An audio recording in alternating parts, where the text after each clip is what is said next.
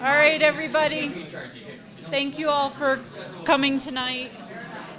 I'm going to speak into a microphone that is not going to amplify my voice, but we are videotaping this presentation this evening so that we can put it on our website. So I am Shannon Haynes. I'm the assistant town manager here in Breck, for those who don't know me. We've been working on this parking project for quite a long time now, and this is our third and final presentation community meeting of at least this phase of the process. So with us today we have folks from Nelson Nygaard and DTJ Design, and they're the ones who have been working with us over the last 6 or so months. A little bit longer than that now. And what you'll see today is kind of the near final presentation as we move towards implementation of parking and transportation and active transportation changes in our community. So you are our last community meeting of the day. We also had one this morning. Tomorrow we will be meeting with the Parking and Transit Task Force that's been working for about the last year and a half on changes to our system and recommendations for council to consider. Then we have a couple of stakeholder meetings during the day, and there'll be a presentation to council during their work session tomorrow at about 4:30. From there, they'll have the opportunity to ask questions, and then at their meeting on the 28th, we're going to start that at 2 o'clock, and we'll have several hours during that work session for council to start down the road of decision. So without any further delay, Bill?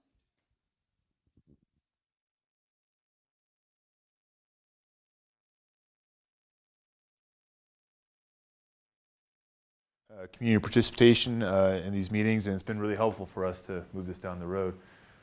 Wanted to start out just kind of reminding everybody where we've been. We started the first community meeting, which was very much the time for us to sit and listen. We did less talking at that point. We met with council and the staff and some of our stakeholders and came up with this list of 5 goals, if everybody remembers right. Communication with town, that was all about making sure we had a lot of integration, a lot of community participation in our design process. We've had well over 20 meetings with stakeholders, lodging, restaurant, community meetings such as itself, council, staff, the task force for parking and transit. So we've really sought to create a town-based plan, not a consultant-based plan, so we could make sure this is all about Breckenridge. Improved guest experience. This was right away a very important piece of what our discussion was in terms of the guest being a resident sometimes, the guest being a destination skier, a day skier, an employee, and improve that experience has been kind of an overreaching element that we heard early on. Get people out of cars. That was a way of saying one of the issues we have here is certainly traffic being a problem. It's one of the reasons that this team's involved in this process, but also there's some values in town of Breckenridge to be a sustainable community and to provide alternatives that are reasonable, reliable, and successful, such as transit, that'll help get people out of their cars. Improve wayfinding. Many folks thought there's great systems in place.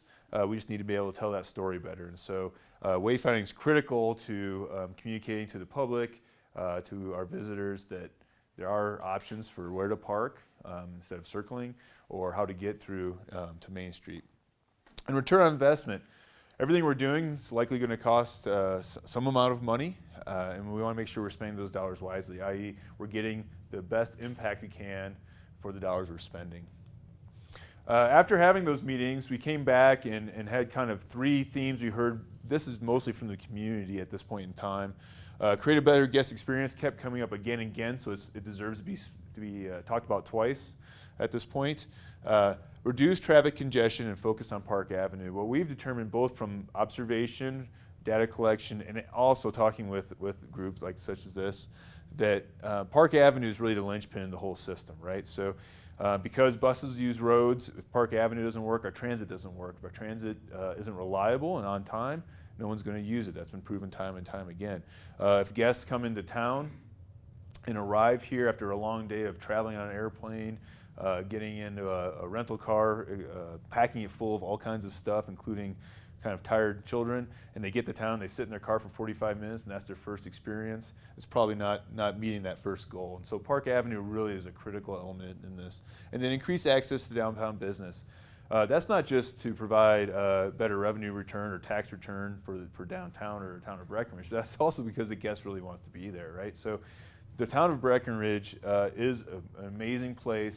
It's a true, real town. It's not a ski village like you'd have in many other places. And so making sure that we can access that great amenity is critical, and not have it just be done by car, even if you're only a block away.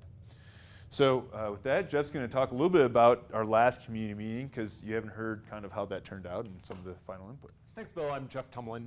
How many of you, I think I recognize a lot of you, how many of you came to our late April workshop where we did a bunch of choice exercises? Okay, so most of you, but not all of you. So let me do a quick summary. So those of you who were there, you'll remember that we had a whole bunch of boards put on all the walls around the room, and we asked for specific input on some of the tough choices that we're going to have to make. As much as we would love to give everyone everything that they want, there's not enough right-of-way on Park Avenue in order to have it be excellent for every single mode of transportation and double the number of cars and have it be free-flowing traffic. There's not enough money to throw at all of your problems, so we've got to struggle with making some choices and establishing priorities. So one of the key topics that we brought up was parking. And we asked folks, to what degree should we focus on increasing parking supply versus managing the parking that exists? And asked folks to put dots kind of where on the spectrum we should start. And as you can see, the dots are all across the board, but there's a kind of actually a concentration of dots on the manage first before building supply. And we asked a lot of detailed questions about, if we're going to build new parking, where does it go? And if we're going to manage parking, how should we manage that? And had folks sort of check the stuff that they liked and put X's around the things that they didn't like. We got some great detailed comments, and people wrote down a whole bunch of new ideas as well that we've been analyzing over the last couple of months. And I'll get into some of our recommendations on these topics later. Similarly for Park Avenue, it's a really tough street to solve for. So to what degree should we focus on optimizing traffic flow along Park versus emphasizing optimizing pedestrians and transit mobility both along and across Park? Not to say that we're going to do only one or the other, but what should we do first? What should we emphasize? And again, you see actually a really big spread on this one. With some concentration kind of in the middle to say, look, we need, Park Avenue needs to serve everyone. And then we got some very specific advice about the sorts of things that we really wanted for pedestrians, the sorts of things that would work for cars, the sorts of things that would work for transit. Similarly for travel around town, to what degree should we emphasize accommodating more traffic, building more parking, versus starting with improving transit, walking, and biking options? And in this one, there was a clearer consensus that the real first opportunity is not to say that we're not going to build any new parking, but let's start with making sure that the walking, biking, and transit systems are optimized. Most folks fell on this side, although there are some dots at the far other end as well. This one was particularly controversial, but as we looked into the detail about the specific elements for each of these, there appeared to be more consensus. For land use, we've got a limited amount of extra land to play with in town, and so to what degree should we use those remaining parcels for parking versus using those remaining parcels for other things that we might want to do, like housing affordability or open space or other things?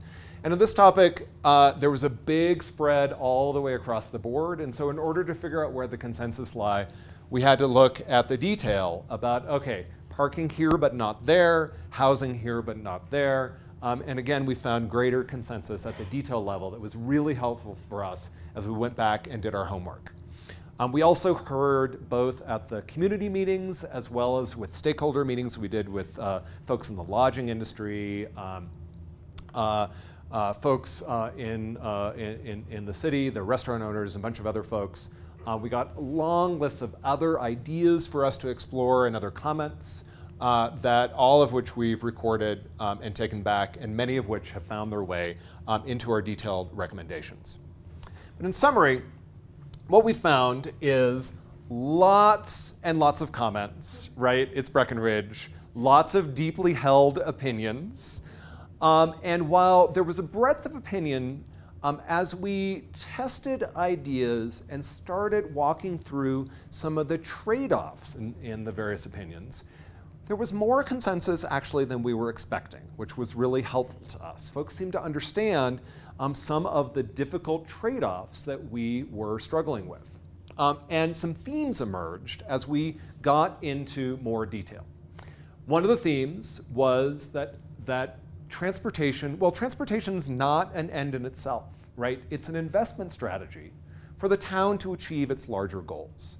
And so as we invest in transportation, it needs to be customer friendly, right? It's not just about infrastructure, it's about customer friendly, and not just for your customers who are visitors, but for the people who live here as well, that it needs to be friendly to kind of everyone, to the visitors, to the townsfolk, to employees, and so on.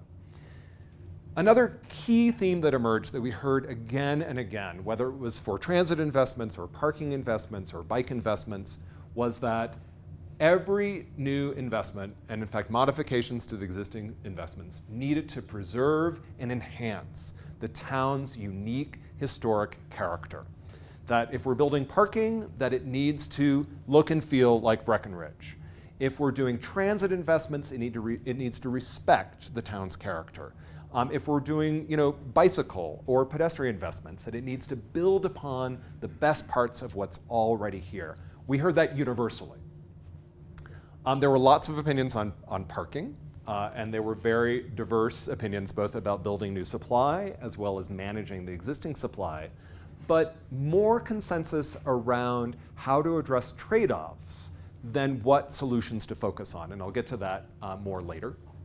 And related to that, we heard a lot of themes about how best to accommodate employee parking and the tensions between employee and visitor parking in the downtown.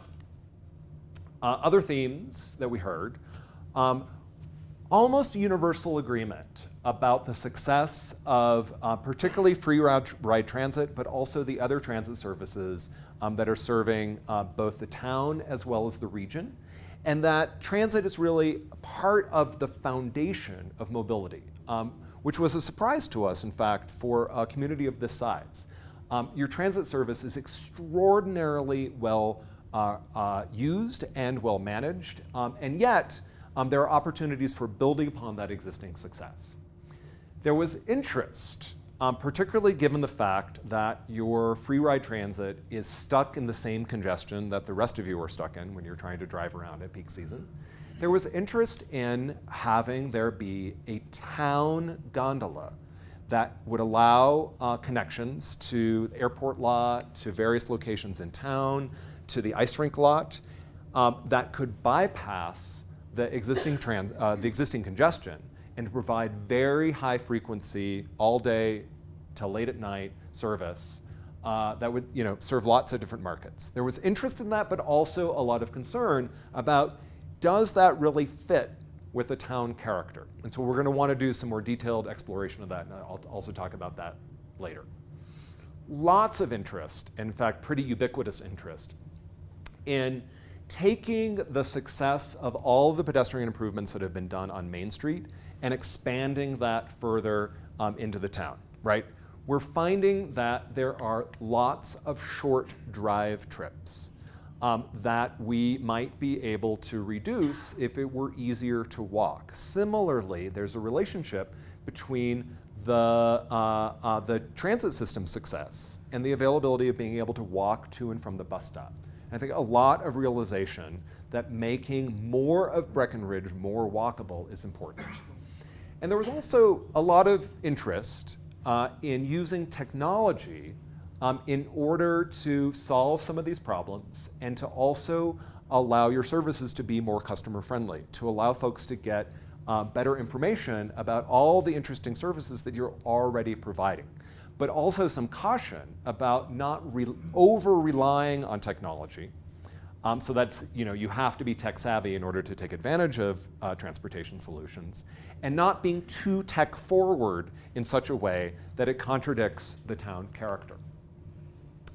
So with all that information, really great information that we got in April, we've been noodling around, looking at other peer examples, and coming up with some draft recommendations. And one of the things that we realized is that there are powerful relationships among each of our recommendations. That there is, one thing is clear, there is no silver bullet. There is no one thing that you can do, or even 5 things that you can do that will solve your problems. That you've got to do a whole bunch of things all at once, and those solutions have powerful interrelationships with each other. For example, the transit system is dependent upon the pedestrian system.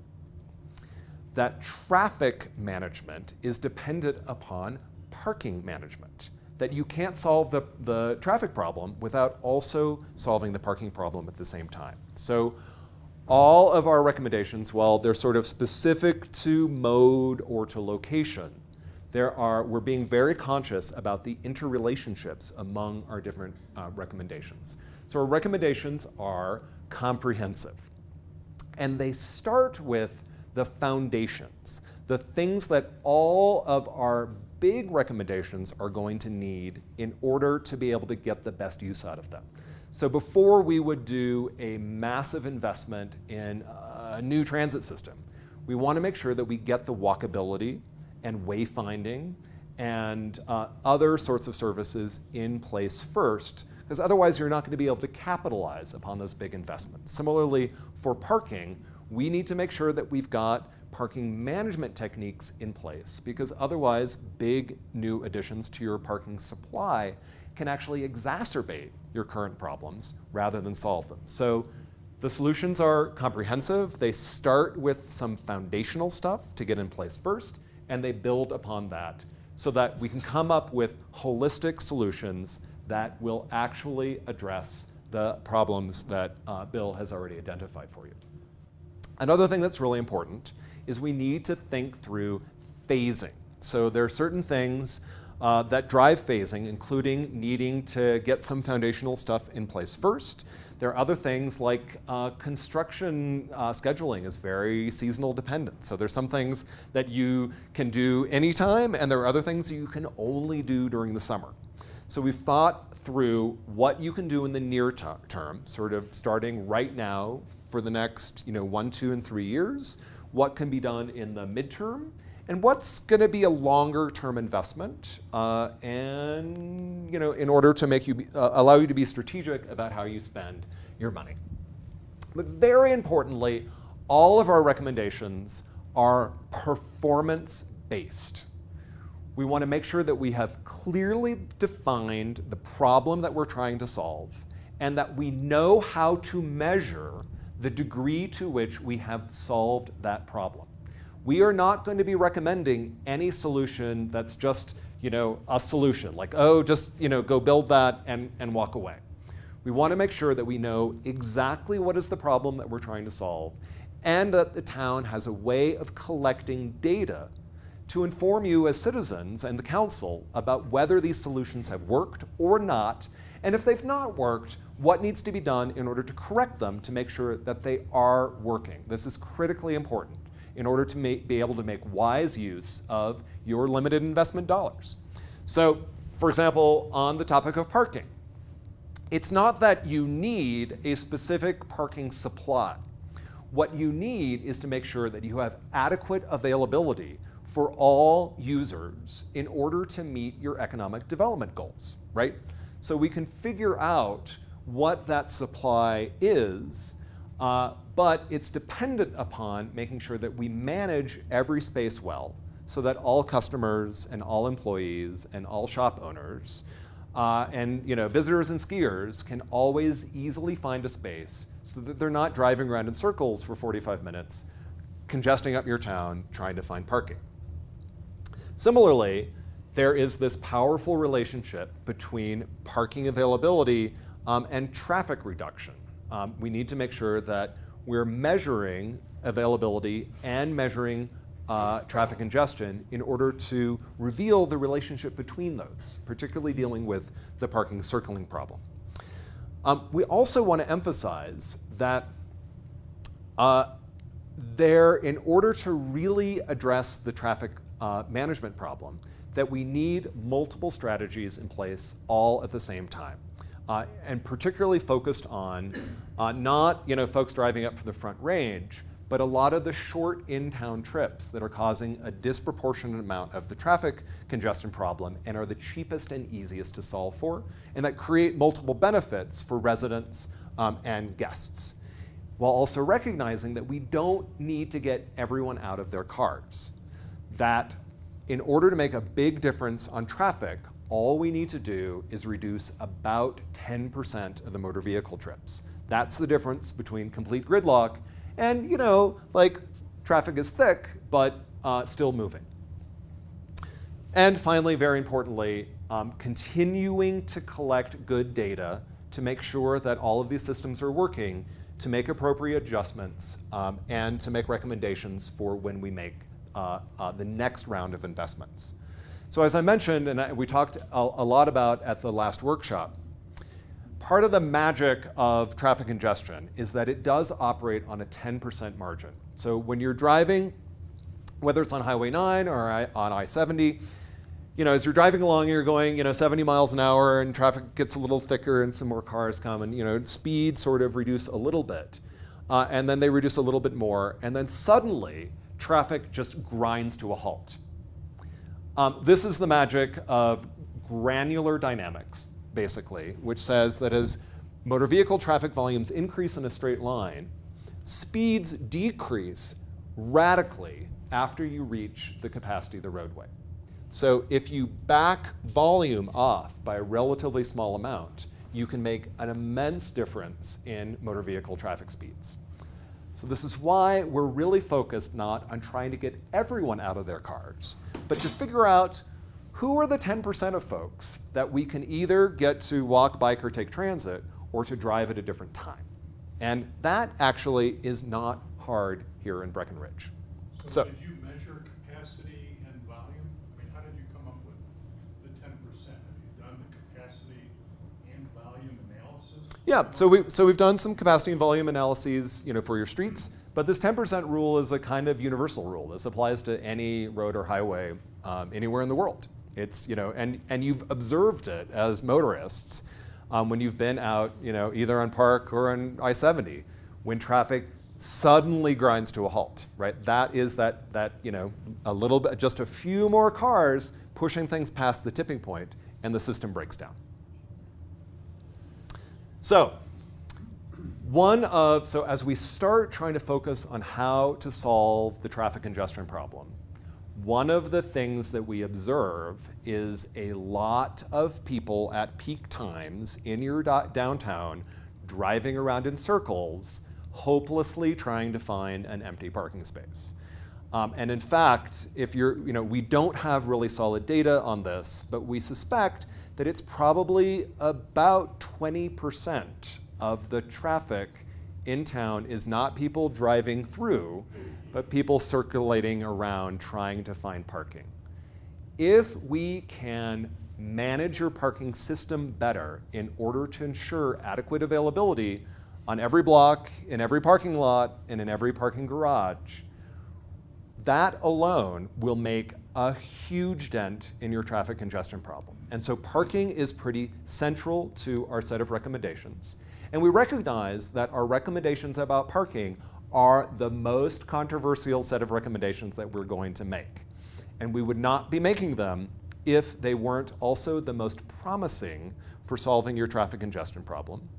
And we also wouldn't be making these recommendations if we didn't recognize that there's no point in adding more off-street supply until you provide better management of your existing off-street supply, that you'd be wasting your money and not solving your problem. So I'll talk more about that later. Another key set of recommendations about traffic, we really like the idea of additional roundabouts on Park Avenue, provided they are designed well to accommodate pedestrian crossings. And that means scaling them in a very particular kind of way so that they're not rural highway roundabouts like CDOT likes to build, but a little bit more town in character that really emphasizes the pedestrian crossings. And there will be some additional detailed design work that is needed in order to build upon this set of recommendations, which will help make traffic flow more smoothly through all of those Park Avenue intersections basically between Main Street and Airport. We're also very much interested in the complexity of the intersection at the Village, wanting either a new signal that would be synced with the Main Street signal or a roundabout. We're also, while I was initially very skeptical about a pedestrian bridge at that location, it can, in the peak of the peak situation where you do have a gazillion pedestrians, it can take some of the edge off of the impact that all of those pedestrians have on motor vehicle traffic flow, while recognizing that even if you do provide a pedestrian bridge there, most pedestrians will be wanting to cross at grade, and that's universal. So one of the things that we've observed is that almost all of the parking management techniques that we would recommend are mostly already in place here in Breckenridge. You're just not using them to the full extent possible, and there's some oddness about the geographic distribution of how you manage parking, which is that you charge an awful lot for parking in the least desirable parking lots around the edges of downtown, and that your most valuable parking spaces in the center of town are free. And as a motorist, there are few things that I enjoy more than free parking. Well, no, there is one thing that I enjoy more, which is being able to find a spot near where I want to go, right? And so this is the challenge that we face, is that where the parking is free, it is also full, and there is a trade-off. You can either have free parking, or you can have available parking, and it's very difficult to have both. So, what our recommendation is to recognize that in order to create availability, you need the most powerful parking management tool, which is pricing. But to not do it in the clumsy way or in the revenue-enhancing way that it is typically done in American cities. So if the town sees charging for parking as a revenue enhancement tool, they're going to fail. And they're also going to lose money, because the town actually makes more money off of a successful downtown than it does off of parking. And so the right price for parking is always the lowest price that achieves an availability target, right? And so if there's plenty of parking available, the right price for parking is in fact free. But if the town charges too little for parking, then all the spaces fill, and motorists circle around and are annoyed and give up and go someplace else. If the town charges too much for parking, then too many of the spaces are empty and motorists are annoyed and they go someplace else. If the town charges just the right amount to achieve about a 10 to 15% availability target, then motorists are most happy. You get the most people sort of shopping and visiting. You get the greatest benefit for businesses. But you need to make sure that in addition to setting the right price, which is going to vary by location and by season and by day of week, that it is super, super customer friendly, right? So this is really foundational. This basic set of parking management techniques is foundational to all of the other traffic management recommendations. And it is also foundational to any decision about adding new parking supply. Because if you're not managing your parking properly, adding new parking supply in town simply exacerbates your traffic congestion problem. It just means adding more cars into the mix, and you don't have street capacity in order to add more cars. Now, if we can eliminate this surge traffic, then there is the potential, once we go back and measure to see if all these techniques are effective, if we can free up enough street capacity by managing the parking, then we may be able to justify additional supply in town, like at the F lot. But right now, the way you currently manage parking, it would only worsen your problems to add more cars circulating in the most constrained part of your street network. So, other recommendations are thinking through exactly how we might charge for parking. So, in some cases, we're going to recommend that the current price of parking be lowered because you're charging too much for lots that are half empty. In other places, we want to adjust the rates in order to achieve this availability target and to continually adjust them based upon regular monitoring, collecting data to make sure that the price is about right. Recognizing that for the most part, your visitors, your occasional visitors, aren't going to figure out the pricing schedule, and that's fine. By getting the regular visitors and folks who live in town and near town, and particularly the employees, to figure out, if I'm an employee, and if it's going to cost me a fair amount in order, to park on Main Street, well, maybe I'll pay a little bit less to park in the French Street lot, or maybe I'll park over at the ice rink lot and take the shuttle in and park at ice rink for free, right? Just making those relatively subtle changes are enough to free up available parking capacity for your visitors who may not know that if they parked around the corner, they might save $3. So we also recommend things, particularly on Main Street, like escalating rates. So it may be 50 cents an hour for the first hour, but $1 for the second hour, and $3 for the third hour, again, in order to prioritize the front door spaces for the short stay visitors who are spending lots of money, so that the employees park a block away as opposed to parking in front of the business across the street. We also really recommend a parking technology called pay by license plate. We heard very clearly that conventional parking meters are too urban for Breckenridge, not in keeping with the town character, and also kind of annoying. So pay by license plate allows you two choices for how to pay for your parking. We can put pay stations, on each block. We can design them, with sandblasted cedar and little rusty metal hats or whatever you want. And motorists just enter their license plate, put in their credit card, however much time that they want. They're good to go. They don't need to go back to their car with a little pay and display receipt. Similarly, if you don't want to use the pay machine, we really recommend pay by cell phone, which is a great, really easy to use service. And one of the advantages with pay by cell phone is you don't have to guess how much time you need. With pay by cell phone, you just say, all right, I'm parked, let the meter go now, on, and then when you're done with whatever your business is, you turn the meter off you go. So super customer friendly and avoids anyone having to get a parking citation or have to overpay or risk shopping less or hurrying up their meal in order to get back to their car in order to avoid a citation. And lots of other details like accommodating merchant validation and so on. I won't get into all those details. We can get into that later if you like. Other things that we're recommending are using parking management in other creative ways as part of both your economic development strategy and your traffic reduction strategy.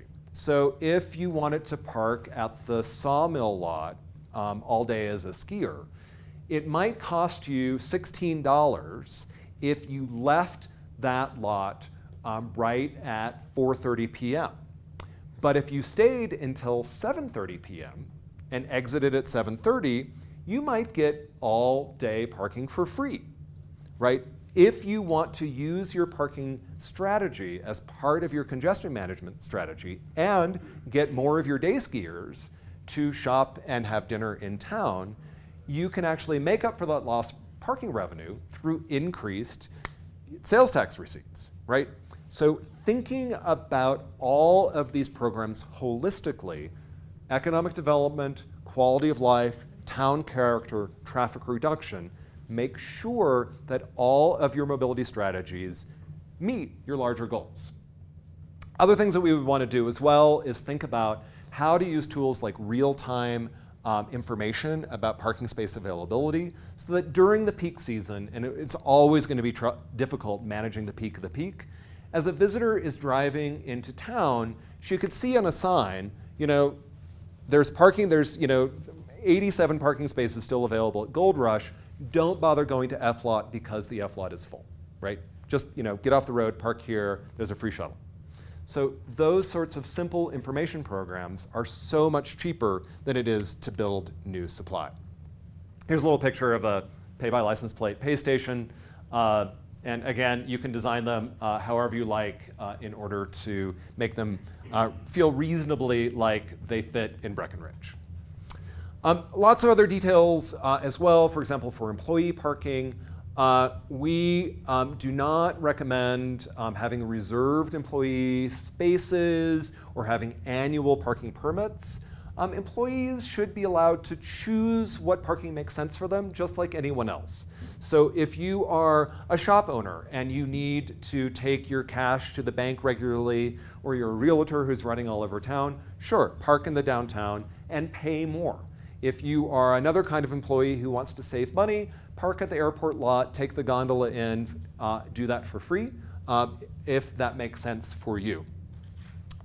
We can also make sure that, for example, shift workers who are working late, if they want to park at one of the gondola lots, or at Sawmill or F lot, if they're using those late, also no problem for them to park for free, because the right price for parking is always the lowest price.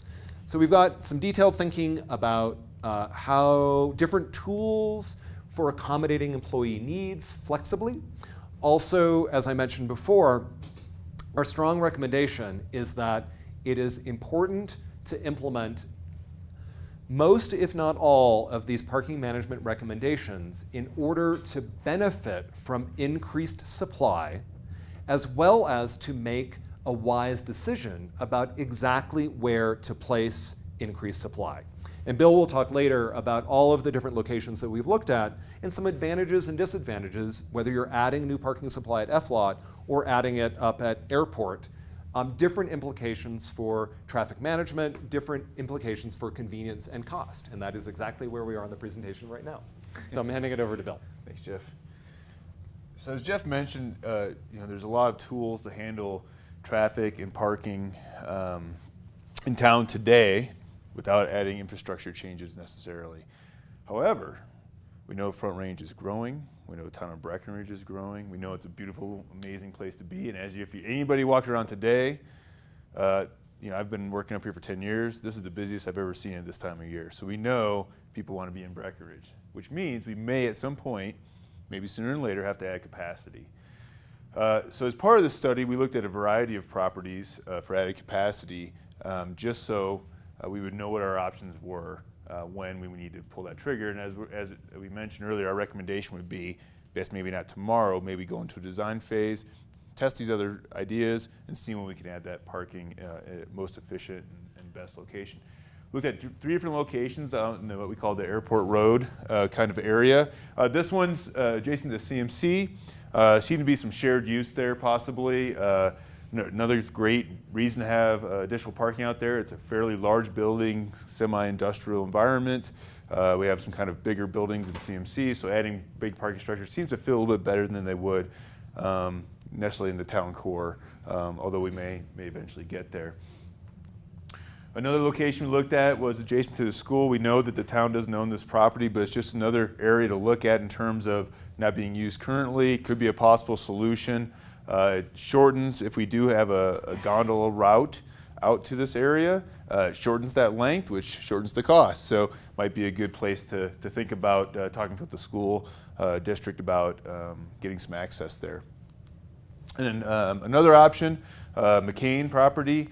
Again, another area that's developing. There's additional parking located in that master plan.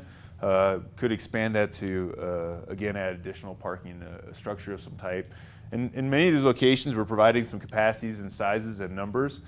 Those are all just very diagrammatic. It all depends on the moment in time and how much parking the town really wants to add. Because there's going to be a question about capacity of town to carry people in general at some point that we would like council and the community to answer as they think about these initiatives.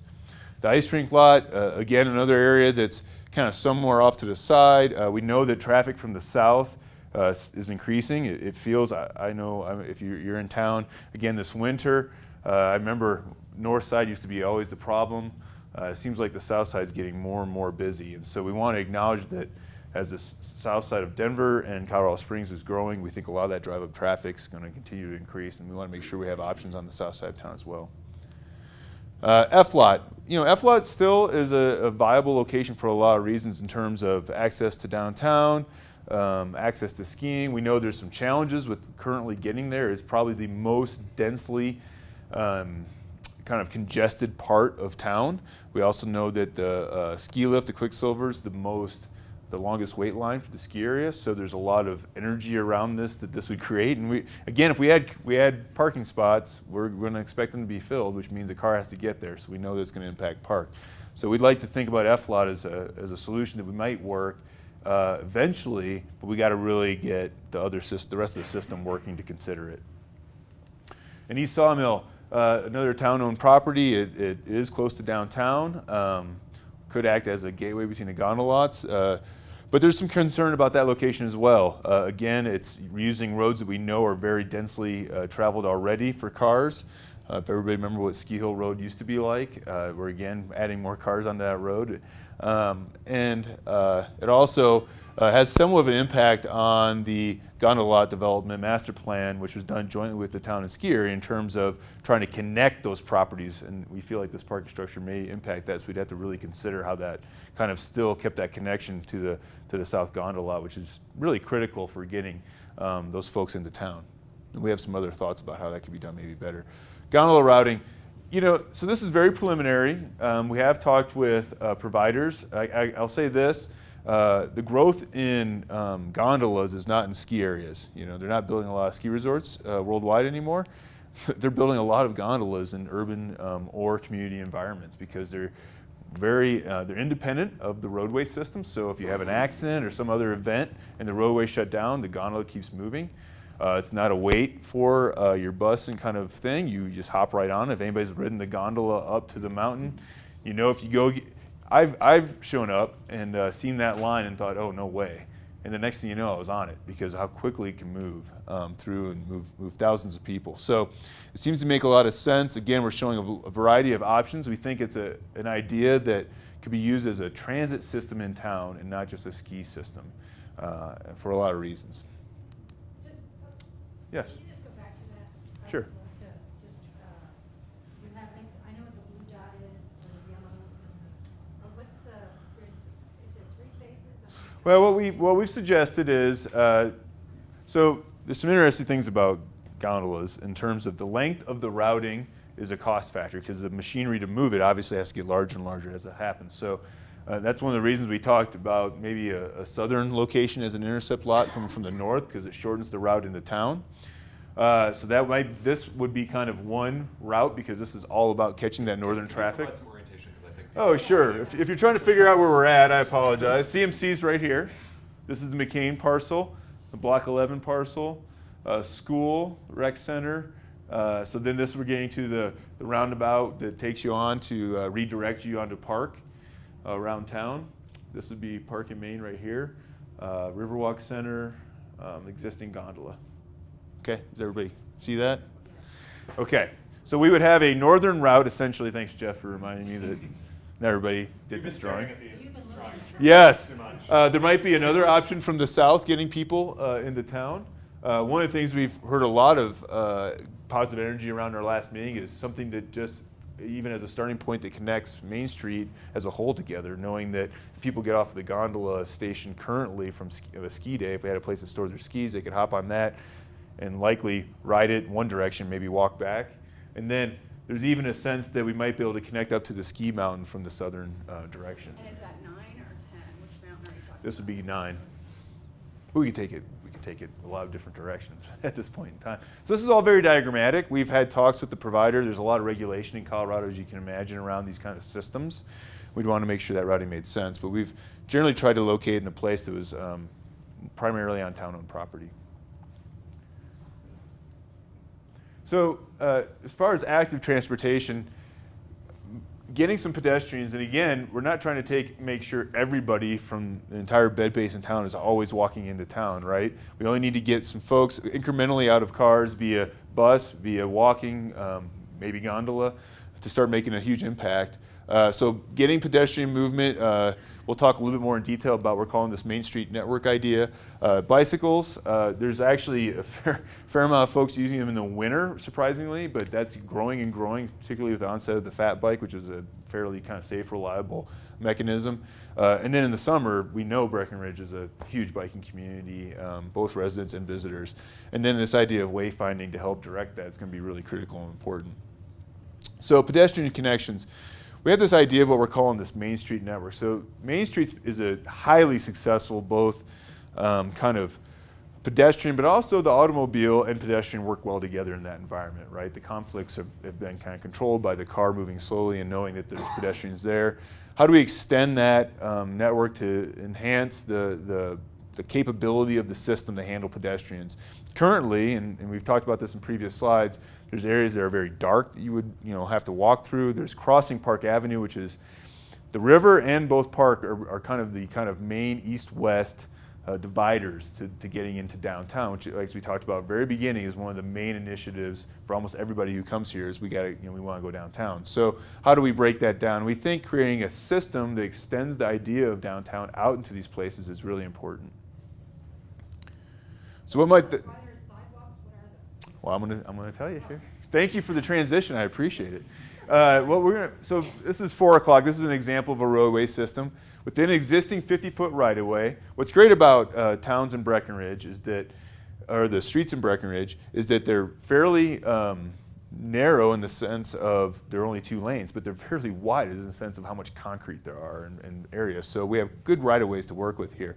So if you look at the top section, that's the existing section.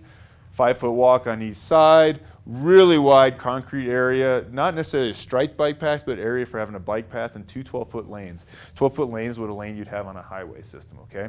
So our suggestion is within that exact same right-of-way, shift the roadway over one direction, still maintain a walk on both sides, still maintain the capability to have a 5-foot bike lane, narrow the roadway section to 11-foot lanes, and provide a much larger walkway on the north side, which will be easily maintained, sort of hopefully maintained well enough that we'll have minimal amount of snow buildup. Maybe it has a snowmelt system. It's 8 feet wide, which means instead of walking behind each other, you can walk with your family next to each other and have a conversation. We're providing a landscape strip that could have some nice aspen trees, provide a location for lighting. It separates you from cars, and all of a sudden this idea of how Main Street feels now gets transitioned out onto one of the main bed-based areas and makes it seem like a sensible thing to walk into town. And here's the thing, you don't have to walk both directions. We know that it's a steep road, for example. If we can get people to walk to the bus, that's a win. If we can get people to walk all the way to town, it's an even bigger win. And it's okay if they take the bus home, right? Because now we're talking about an off-peak, likely off-peak cycle time for them to get, and we've gotten them out of their car already. So that we've won just by doing some simple things. And we think this can be extended onto a lot of the major roadways like the Village and other locations. Yes? Well, would you expect that Main Street downtown ultimately would not have parking down there, would just all be pedestrian? No, we think that cars are an important part of the lifeblood of a community. That's how people generally primarily experience things. A lot of pedestrian environments or car environments have turned into pedestrian environments and failed because of that, because they're retail. And we need to have that car still there. So we think that they can work together, though. We feel confident in that, and that's been proven time again. So this is an example of what that might look like. We've, as I said, shifted the roadway section around, added a lot more lighting, landscape, and now a wide enough walk that you can see that you can actually walk next to somebody instead of behind somebody or barely make it through it. And we know that people walk today. That's the really encouraging thing. If you go up Village, or if you go up 4 o'clock in the winter when the snow is piled up on those sidewalks, I've seen little old ladies linked arm in arm going about this fast, but they're still doing it. And so we feel like if we can make this happen and do these improvements, that we'll capture even more folks that are willing to do such. core improvements, we're also suggesting that there are a number of other improvements in the core that are pretty core important. For example, the Riverwalk connection, it kind of falls apart as we get into town here. How do we reconnect that? I'll show you more detail on that. How do we get people to move from the gondola into town? All those kinds of pieces. So here's an enlargement. I don't know if everyone can see that. I know it's a little bit glary with the screen, but yep, I will. So this is Park Avenue on the north side. We're showing some roundabouts with intermediate islands for pedestrians to kind of only have to cross one lane of traffic at a time, which will help them move through. Then you'll see this is Main Street here. North is on your right. This is the South Gondola lot, North Gondola lot, the existing gondola. And I'll talk a little bit more about each initiative here. Okay, so this is an enlargement. You see where Watson is, North Gondola lot. This is where the existing kind of transit building is. We're showing a much larger expanded transit skier service building. This is one of the ideas that seems to make a lot of sense. If we have a place where we maybe provide free storage for skiers, maybe it's validated or whatever kind of mechanism we want to have. If you get off the gondola, can store your stuff, walk into town without carrying your skis, it's a much easier connection. As you can see on Watson, we've actually done a similar improvement, private landscape edge, a much wider walkway, so all of a sudden Watson now becomes a real walkable street. If you ever experience Watson in the middle of winter after a number of snow days, the sidewalks almost completely disappear, and people just walk down the middle of the road. If you have your kids, if you're not familiar with the town, it's not necessarily the most comfortable experience. You can see here we've added another gondola station. So if we added as a transit system in town, this might be how the two gondolas interact. So you would have to stop, get off, get on the next gondola, or maybe continue into downtown. Another initiative is the South Gondola lot. We think the ski back's a great idea and it gets used, but we want to make sure it's, again, the best guest experience we can. So if we could maybe pull the grade back, ski into the tunnel versus having to stop at the top, take all your stuff off, and then decide whether you want to go down to go back up or you just want to cross the street. And then maybe provide an easier way up might be a better initiative. Instead of kind of arriving in a dirt parking lot, how do we create a system of walkways that are maybe paved, maybe that's also heated? So again, you can walk through the area, and where's it telling you to go? It's telling you to go downtown. I think one of the misses we've had in Breckenridge is that the gondola lots, particularly because it's such a huge reservoir of parking, is in downtown. But when you're there, there's not a thing that tells you that besides a few signs that some say Main Street, some say downtown. Sometimes the lights are working on them, sometimes they're not. And so I think if we really are saying you're in downtown, and we really want to express that, we need to invest as a community into letting people know that. Likely, in the same way, and you'll see what this looks like, there's a gateway experience that gets you down without having to walk downstairs. Yes? Isn't the South Gondola belong to Vail? It sure does. And so we're hoping that, like so many things in town, like the bus system, like pricing for parking, and a number of things, that working with the ski area and the town together, which, I hope we all realize that they're critically important pieces that have to work together for this place to be successful for both entities, is an acceptable kind of idea. And yet our recommendations, while we recognize that if the town and Vail Resort work together, that both can really benefit, we also know that we can't rely upon that. So all of our recommendations include a discussion of what happens, the benefit of working together, but also that each can do it on their own if that's what happens. Correct. So we have some existing wayfinding signage in town that we think is successful. Building upon that, I think the signage we have today is is not in keeping with some of the newer, better signage systems. And how do we create a much bigger impression? We also would say these gateways don't need to be just at the river edge, but they ought to come all the way out to the edge of Park. And so that when you're in the bed base, the vast majority of it is on that southwest side of Park Village and 4 o'clock in those areas and Ski Hill. People need to understand how that downtown is right there, and what is the expectation for them to cross and get into. And so having some of that all the way out that edge. And what could that look like? Eventually the idea was you'd walk down across the river, and then instead of going from a parking lot into a parking lot into a parking lot and finally finding Main Street at the end of 3 parking lots, we're suggesting that it might be worth losing a little bit of parking to create a pedestrian environment that says, and again, extend the idea, if you want you to feel like you're in downtown, we ought to extend the infrastructure of downtown out to it. And that could look something like this. So again, imagine this is if everybody can see, this is the gateway here, a walkway instead of kind of metal stairs, well-lit area, a little kind of almost park-like environment, maybe a heated walkway all the way onto Main Street. Right, and so this is the current Wellington lot off of Main, and just showing how a little bit of losing a few spaces, creating these gateways can completely change the impression and actually move downtown all the way to embrace. Now you'll notice, yeah, we're showing a gondola in this graphic here. This would be this kind of Main Street parallel gondola that you might ride down above the river corridor, see all the beautiful lights of downtown after your evening of skiing, and then maybe walk the street back or ride it back as well. And this could eventually maybe even connect all the way out to some of these remote lots. And then kind of as we continue to work south, this is the Riverwalk Center, Park Avenue. The idea of having the end of the gondola, the Main Street kind of gondola connection piece arrive in this area. If anybody's walked Adams recently, it's actually a good example of what we think these streets could look like. It has that landscape edge, a really beautiful sidewalk, very nice environment, very well lit. We think this is one street that we can use actually as a model. And then improve this connection. So again, you cross currently, if you dare to cross at 4 o'clock, which is not a signalized intersection, which is usually the crosswalk is covered in snow in the winter months, you make it across that in the dark, you have yet a parking lot in another very dark corridor and an 11% ramp that's slippery even when it's not covered in snow.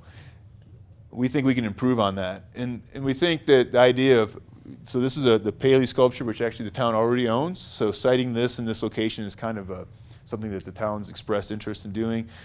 Creating a kind of series of walkways and that are at an acceptable ADA kind of grade through a kind of a landscaped, almost garden environment, well lit, that arrives you down at the river.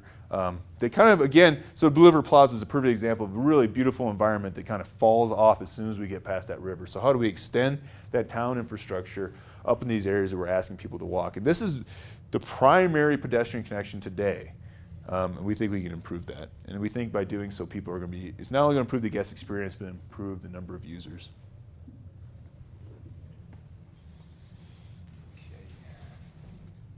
All right, thanks, Phil.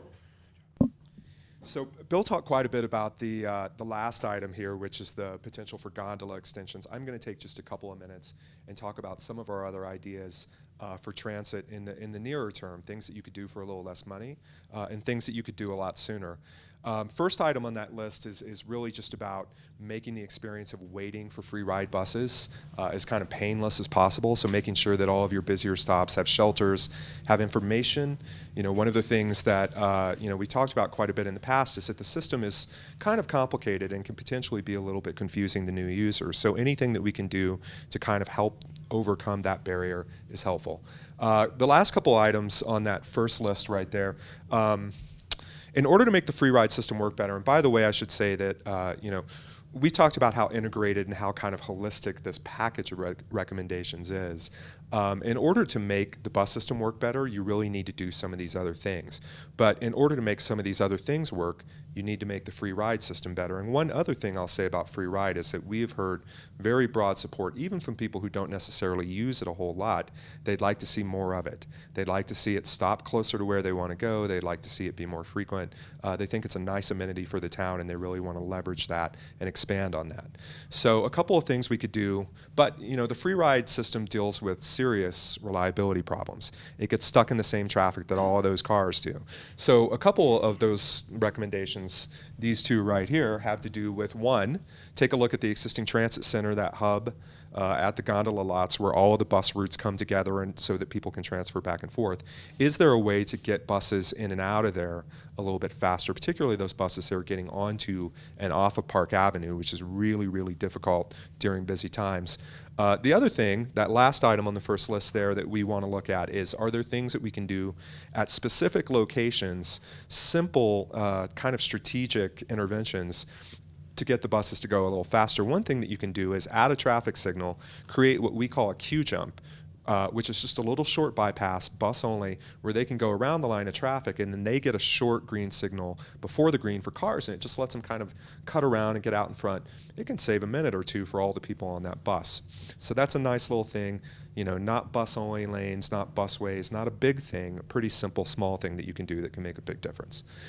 A lot of what we've done, I'm going the wrong direction, Bill. All right, backwards means forward. A lot of what we've done is take a look at where those free ride routes go and try to think about, is there a way to kind of streamline that a little bit, simplify it, maybe make some of those routes operate, like I said, a little bit more frequently with the resources that we have, and those include the existing resources and possibly some additional revenues coming in the near term. So, we looked at a whole range of ideas and really kind of, played with the puzzle and mixed and matched different options, looked at, what are the busy existing routes, what are the busy existing stops, and a couple of things really jumped out. One is that most of those routes are pretty productive. They carry quite a few people. There's one in particular that really doesn't, and it happens to be the orange route. Folks are familiar with the orange route? Does anyone really understand where the orange route goes? Okay, so we found the 3 people who are regular riders of the orange route. It kind of, the history of the orange route is that, it's been kind of reconfigured a few times to try out different things and see if one thing might work better than another. What we are suggesting is, part of the problem it has is it's kind of convoluted, the route, and also it only runs every 30 minutes, and it gets stuck in traffic on Park Avenue, or on Main Street, excuse me. What's that? It starts at the gondola lots. It's partly on, I don't in the presentation. It's partly on Main Street, and then it partly kind of twists around on French and Ridge, kind of over here. Goes down Main to Lincoln, up Lincoln to the community center, all the way down, cuts down to Ridge at the post office, then down Ridge, then down to Main Street, then south on Main Street. Another hour in this meeting, and we'll describe the whole route for you. Yeah. So what? Yeah. So what can we do to make that route work? And is that route, does that actually give us an opportunity, the buses, the resources that we're using on that route, to do some better things? We think that we can reduce the traffic on Main Street in part by dealing with the parking problem that we have today. If we can do that, I'm going to flip back to that previous slide. A nice straight line. The same way that you want to drive in a direct path from point A to point B, buses want to go in a straight line from point A to point B. It's not always possible for a variety of reasons. Your street network, destinations are not always in a straight line. But in this particular case, up and down Main Street is really where a lot of people want to go. And it's where we think some of the buses should go as well, just in a straight line. Sure, now we're looking north and south. This is a normal map. So down here we have the ice rink, right? And all the way up here we have the airport road lot. Here we have the gondola lot, and here we have kind of the main part of Main Street. What we want to do is connect those things. We talked a little bit about how we would like people who don't necessarily need to come into town and park to be able to park in one of the remote lots. But if that's going to work, they need to have a convenient way to get into town. We hope that, until we can pay for gondola extensions, this might be a way to do it. We're talking about having this run every 15 minutes potentially, which is twice as often as the current route does. During the day, it might not go all the way out to Airport Road because the ski area runs a bunch of buses out there already. But ideally, it'd do that all the time, and it would certainly do that when the ski area wasn't doing it.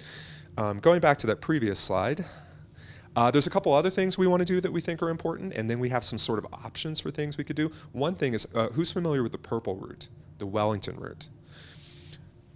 So that's a route that really serves residents, it really serves the neighborhoods, and connects to some important stuff like City Market. It goes in a great big one-way loop, and it runs every 30 minutes. It would work a lot better, it would be a lot more convenient if it just went both directions. There's pretty broad agreement on that point. It just costs money to do it. You would need to put in some new stops, and it might be a little bit tricky in some spots, but that's one of the things that we want to take a serious look at. There's some other things here that we would need to work with the ski area on. Again, the brown and the blue routes, which kind of overlap and can be a little bit confusing. Is there a way to streamline that? Looking at some other options for service going up Ski Hill.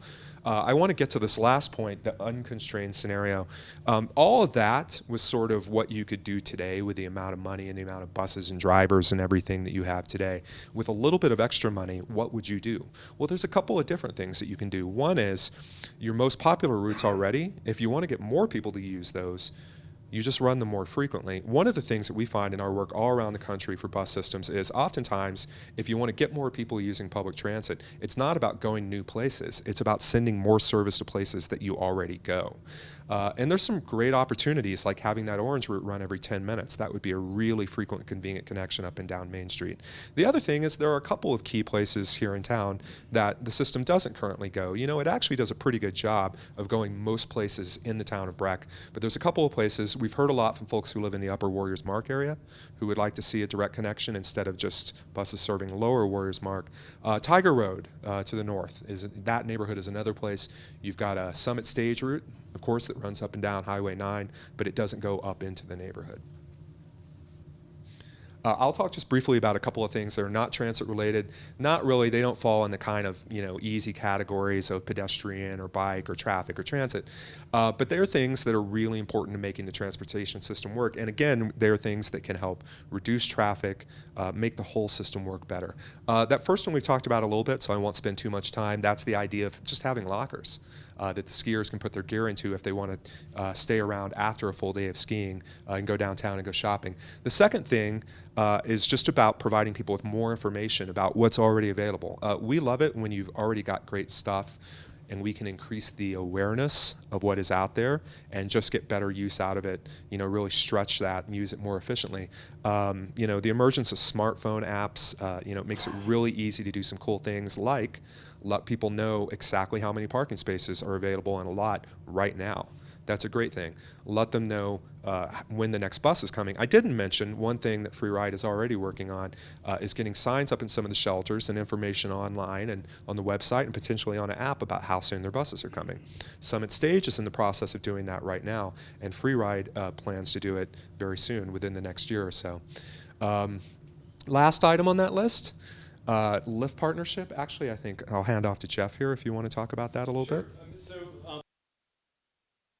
As many of you may know, and one of the challenges that we're facing with really making transit ubiquitous in Breckenridge is there are certain geographic markets that are either difficult to get a bus to, or too low density, or it's 2 o'clock in the morning, and your dishwasher crew or your bar crowd are letting out, and they need to get home, and we just can't afford to run the entire free route service 24 hours a day.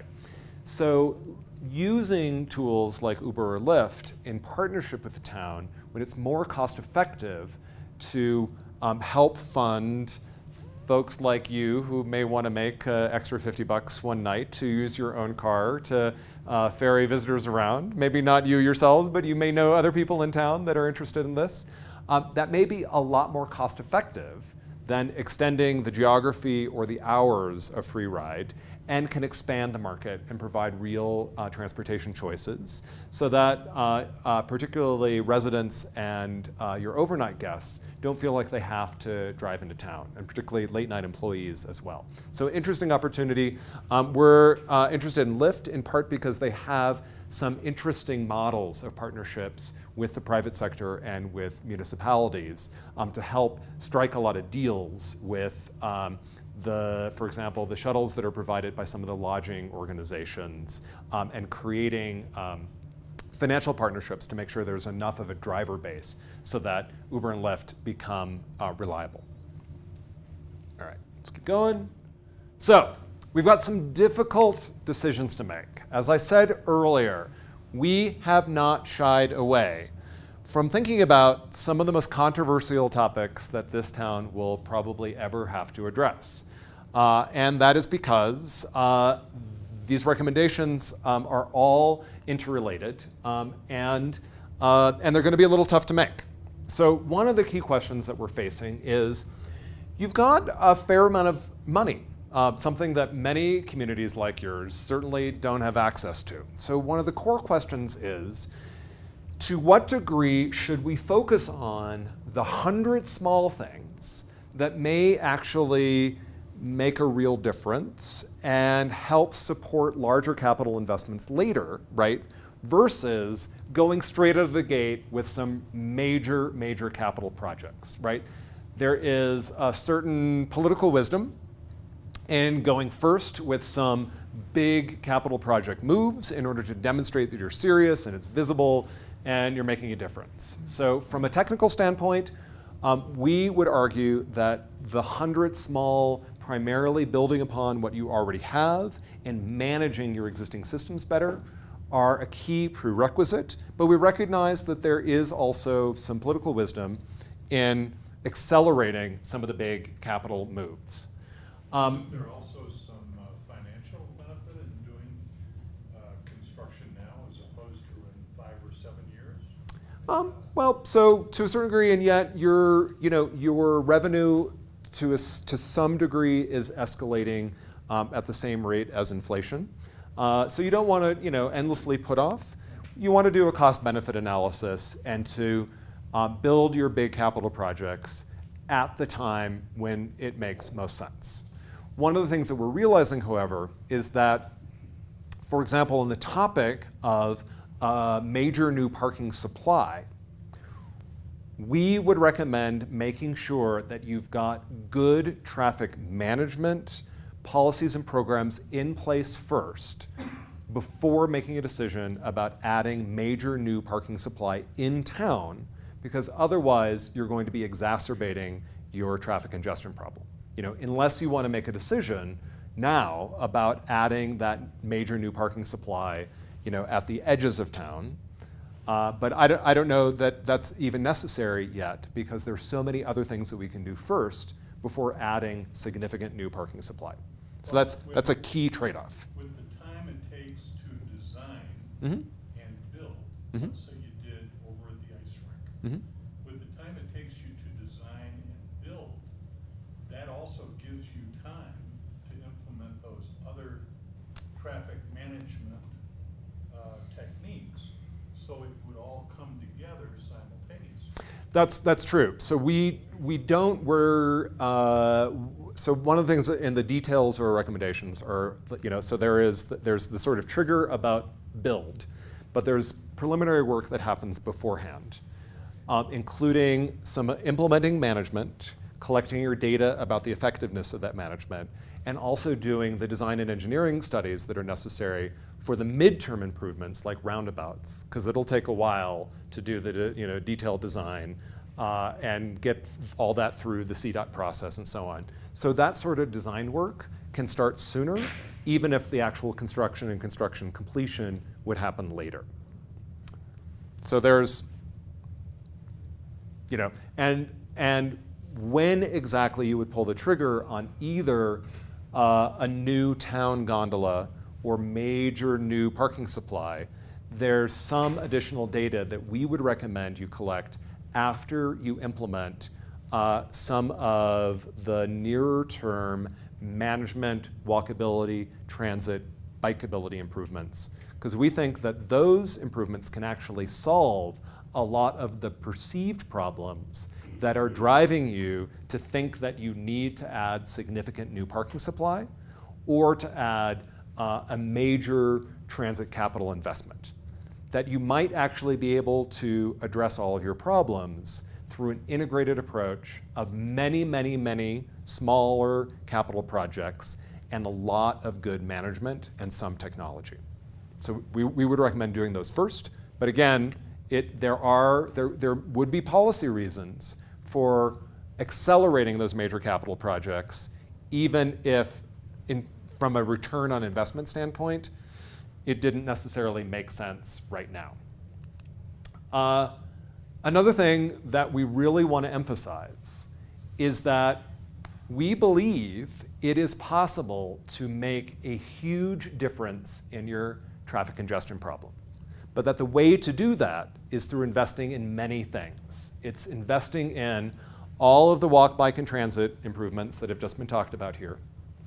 And it is focusing not on those long motor vehicle trips that are coming from Texas or the Front Range, but for the folks who are already here.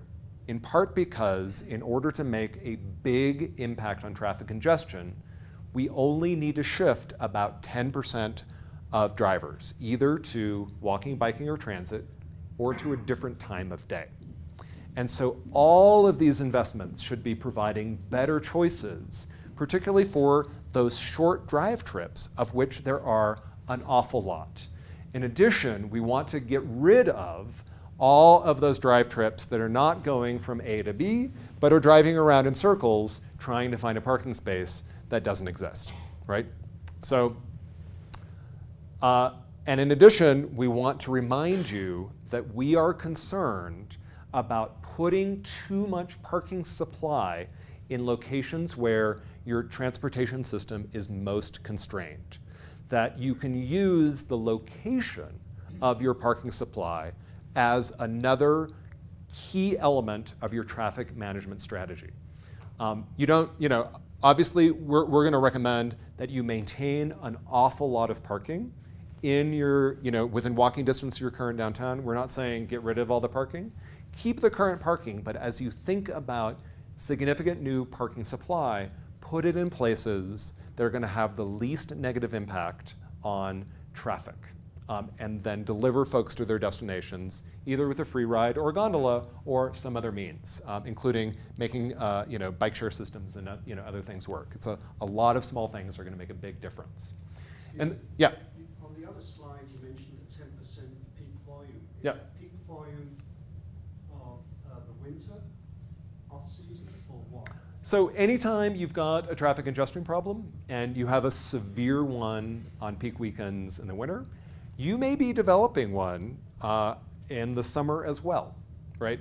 And so all of these management techniques, the degree of implementation needs to vary seasonally, but it also needs to accommodate the fact that your community is changing and you need a strategy in order to anticipate and manage for that change and minimize the negative consequences of increased activity, right? So all these programs work regardless of when your peak is. And it's another one of the reasons why we really want a lot more data collection in order to be able to make the right adjustments by season, by day of week, and to accommodate unexpected special events or expected special events where you get an extreme peak, of which you already have many of. All right. So we started to make some calculations about the effectiveness of many of these programs in addressing your traffic concerns and thinking about cost benefit. And the programs that are getting the biggest benefit for traffic reduction are really all of the parking management techniques, which is why we keep going back to them, even though it makes some people unhappy with us. Parking management, real-time parking information, changing your parking pricing strategy in order to influence the time of day, particularly in departure in the evening, including letting people park all day for free if they'll leave later after the congestion has dissipated. Gondola extension is a pretty significant benefit. A lot of the other transit improvements that Steve talked about, including all of those little small things like better information at each of the bus stops, the real-time information displays, better graphic design. I mean, there's a bunch of little things that we've learned from communities of your scale that have a really strong customer service focus, taking what you're already doing to the next level. Lots of opportunity with bike and pedestrian improvements. We may be underestimating the benefit of this. We tried to be pretty conservative. Kind of depends upon how strongly you invest in those. Adding additional parking capacity at the edges of town doesn't necessarily have a positive or negative impact on traffic congestion, which is good, but adding additional capacity in town, particularly if you add something like 600 spaces, the traffic cost of this requires an investment in all of these things in order to offset it. So if you want to add significant capacity in town, it is necessary to do most of the things on this list in order to just bring things back to where they are now. This is a key point. So Again, it's possible to add capacity in town, but it means you really have to do everything on this list and do it pretty well in order to create some benefit. So other things that we struggle with are lots of details around some of the transit system rerouting. Whenever you reroute things, there are winners and there are losers. You may lose some stops. You may add some stops in different locations. We're struggling with the degree of pedestrian accommodation on Park, in that there's a tension between how well we accommodate pedestrians crossing Park and how much time there is for motor vehicles to continue through on Park. And so that's one of those things where we're going to need to finally adjust the dials on in order to get the balance just right. And of course, lots of tensions in the details of how we implement some of the parking management recommendations, particularly around pricing. We recognize that will be controversial, and there will be some that benefit and some that disbenefit, and ways of mitigating some of the problems, particularly, for example, for low-income employees. We know that that's a special case, and there's lots of things that we can do in order to minimize the negative impact that employees may face with paid parking. There are also some of these recommendations that might preclude other recommendations. Over-parking your current downtown would preclude some of the pedestrian improvements and some of the traffic management solutions that we would recommend. So if you're going to add new parking supply in the downtown, be very cautious about the design and make sure that it's sized relative to the available roadway capacity. All right, so finally, summary. Parking, parking, parking. I've hit it 1,000 times. I will keep repeating myself tonight and tomorrow at council. The current parking system needs to be better managed, and we need to be very cautious about where exactly we locate new supply as we work to accommodate more people driving into Breckenridge.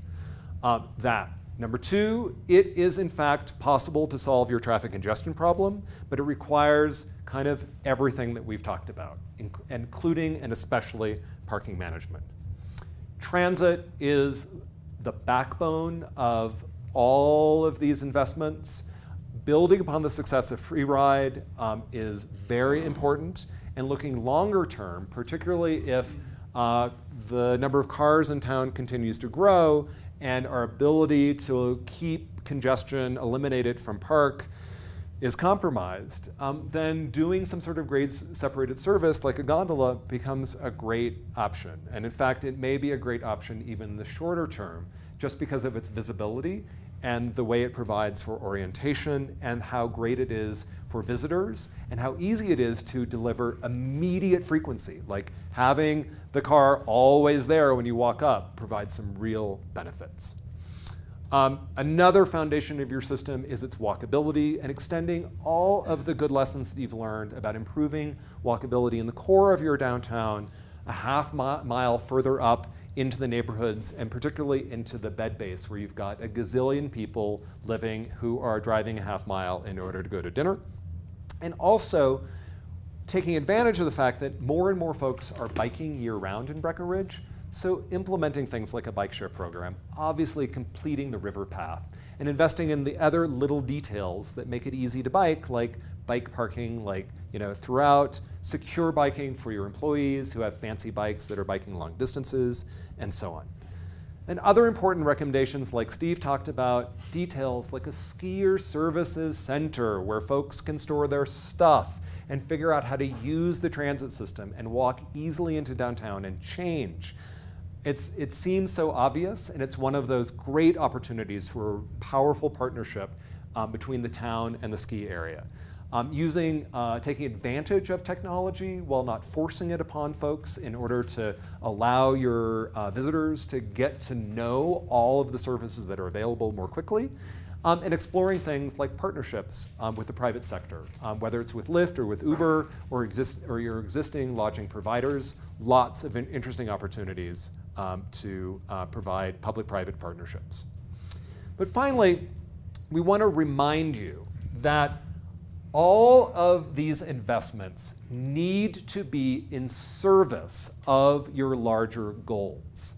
A parking structure in and of itself, or a new gondola service in and of itself, doesn't have any independent utility.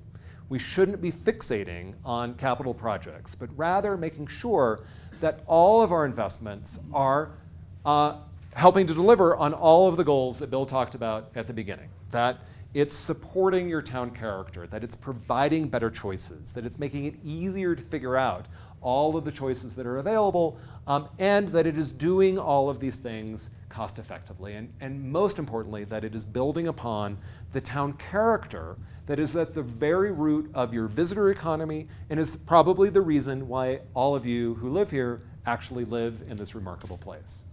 We also, again, want to emphasize that these recommendations, it's very difficult to tease them apart. They are interrelated and mutually interdependent. That we're going to need to do a lot of these things all at once, and that we're going to need to do them in proper sequence, collecting data along the way.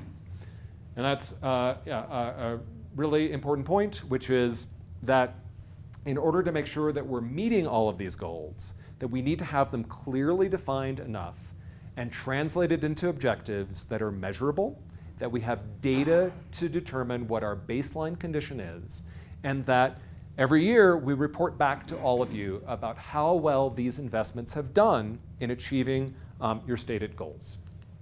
And that's about it. So Bill, I'm going to turn it back over to you to describe what we're doing next.